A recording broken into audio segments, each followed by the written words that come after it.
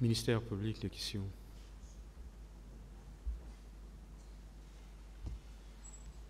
Merci, Monsieur le Président.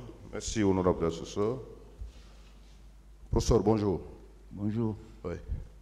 Je voudrais revenir sur votre présence au stade, à l'Esplanade. Vous êtes arrivé à quelle heure? L'heure, je m'en souviens plus. Vous êtes venu pendant que le massacre était terminé? Alors, je ne sais pas comment il faut répondre à cette question. Nous sommes arrivés au stade parce que nous avons vu l'affluence des blessés et nous avons décidé, nous nous sommes dit qu'il y a certainement beaucoup de personnes qui n'étaient pas encore venues à l'hôpital. C'était la raison d'ailleurs de notre départ de l'hôpital et c'était pour ça. À l'Esplanade, est-ce que vous avez rencontré des citoyens, des civils? Non. À l'Esplanade? C'était désert, il n'y avait plus que des agents de sécurité partout.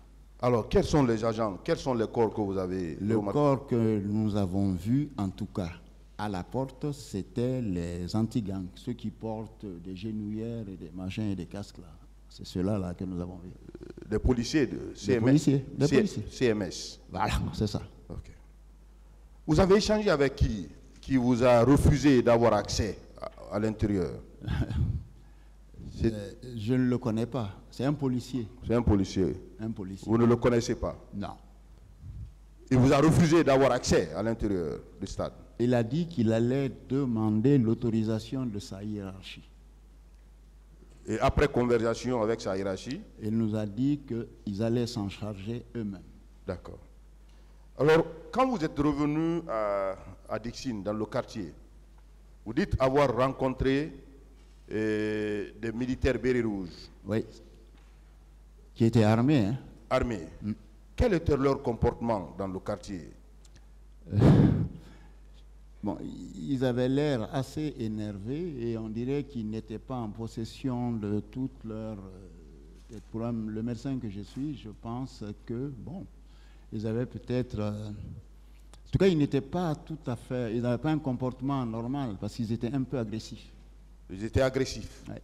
Est-ce qu'ils n'étaient pas, selon votre analyse, ils n'étaient pas dans le quartier pour rechercher encore les personnes qui étaient au stade? Ils n'étaient pas dans une patrouille pour rechercher les victimes encore dans le quartier? C'est possible. Selon votre analyse. C'est possible. Vous n'avez pas remarqué quelqu'un, une autorité militaire dans ce groupe? Non. De bérets rouges, vous n'avez remarqué personne? Non. Je pense que c'est des bérets rouges de base. Hein. Je n'ai pas vu quelqu'un qui portait un galon. Je crois qu'il y avait non.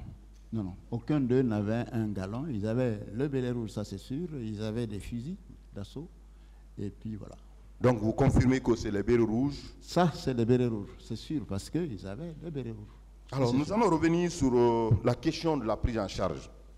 Quand vous avez réussi à avoir certains blessés, et pour les conduire aux urgences de Donka, je voulais savoir précisément à quelle heure vous avez constaté la présence des militaires et de quel corps dans l'enceinte de Donka. Bon, ça, je crois que c'est des militaires normaux, hein, si on peut s'exprimer ainsi, qui étaient dans des tenues vertes. Je crois que c'était des tenues vertes, le vert militaire. Et qui avaient, certains avaient des calots, d'autres avaient des casques. Ils portent des bérets rouges? Non, ceux-là, là, je ne les ai pas vus avec des bérets rouges. Quelle était leur attitude? Puisque vous avez parlé de quelque chose. Ils avaient une attitude agressive. Agressive? Oui. Même envers le corps médical. La preuve, ils ont jeté une grenade dans la cour de l'hôpital en ce moment. En ce moment? Oui. C'était la journée? C'était dans l'après-midi. Je crois que c'est aux alentours de 17h peut-être, je peux dire. Parce que nous, on est revenus du stade, peut-être un peu plus tard, parce que le soleil était vraiment en train de se coucher, quoi. Je pense. Professeur, je voudrais que vous confirmiez cela, la présence effective des militaires dans l'enceinte de l'hôpital Donka. Est-ce qu'auparavant, quand il y a des questions, des mouvements qui conduisent à des débordements, vous recevez des victimes, est-ce que ce jour, l'atmosphère qui régnait à Donka était la même atmosphère qu'au cas précédent? Est-ce que c'était la même atmosphère? Non, ce n'était pas la même atmosphère. Il y avait une atmosphère de colère et de révolte. De colère et de révolte. De colère et de révolte parmi le corps médical. Émanant des forces de défense et de sécurité.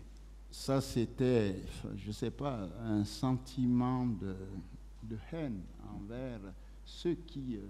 c'est le sentiment que nous avons eu, parce qu'ils étaient très offensifs, en fait. Très offensifs. Ouais. Vous étiez là-bas. Les événements ont commencé en votre présence. Parce que les premiers tirs, vous avez entendu les premiers tirs. J'étais au bureau, dans mon bureau. Vous avez pris le soin d'aller au stade. Vous avez pu, Après, avec des ambulances, vous avez pris certains blessés pour les conduire aux urgences. Professeur, je voudrais savoir, est-ce que vous avez eu à apprendre l'irruption des bérets rouges qui se sont attaqués à la pharmacie de Donka? Est-ce que vous avez appris cela? j'en ai entendu parler, mais je n'étais pas là. Vous n'êtes pas allé à... Je n'étais pas là, mais les gens, enfin, mon équipe de garde qui était sur place m'a dit qu'il y a eu une irruption de bérets rouges au niveau de la pharmacie de l'hôpital. J'en ai entendu parler.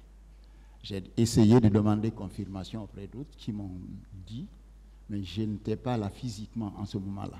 Mais qui vous ont confirmé effectivement Qu'il y a eu ça, oui. qu'il y a eu l'éruption des bérets rouges qui se sont attaqués à la pharmacie de Donka. Voilà. Parce que vous savez, le service de gynéco, il est au fond de l'hôpital. Hein, et les urgences, c'est au début de l'hôpital. Donc quand ça se passait, j'étais certainement vers la maternité, vers mon service.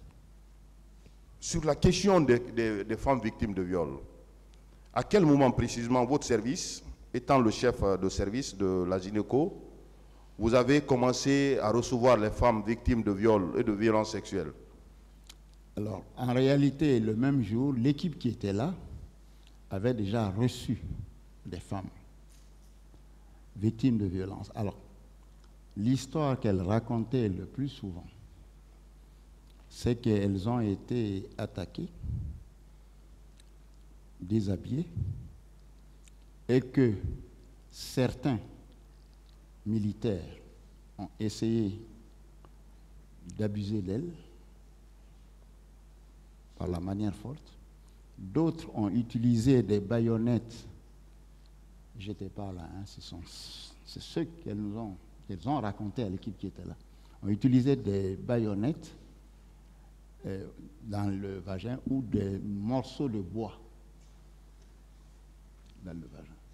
Et lorsque les femmes ont été examinées, il y avait des traces, bien sûr, de blessures au niveau vaginal, au niveau des parties internes, des cuisses, etc. Il y avait en tout cas des lésions et parfois quelques débris de bois, selon l'équipe qui était là, avaient été pris dans le vagin des femmes. Je vous remercie. Je vous remercie, Monsieur le Président.